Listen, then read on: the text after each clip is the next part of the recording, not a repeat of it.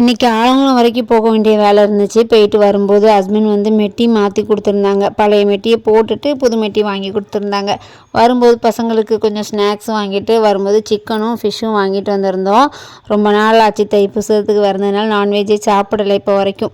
சரின்னு வாங்கிட்டு வந்திருந்தாங்க. ஃபிஷ்ஷை வந்து நைட்டுக்கு பொரிச்சிடலாம், சிக்கன் வந்து நாளைக்கு வச்சுக்கலான்னு சொல்லிட்டு கடலை மாவு, கார்ன்ஃப்ளவர் மாவு, ஃப்ரை மசாலா எல்லாம் போட்டு ஃபிஷ்ஷை வந்து மசாலா தடவி வச்சுட்டேன். சிக்கனுக்குமே மசாலா போட்டு வச்சுட்டேன்.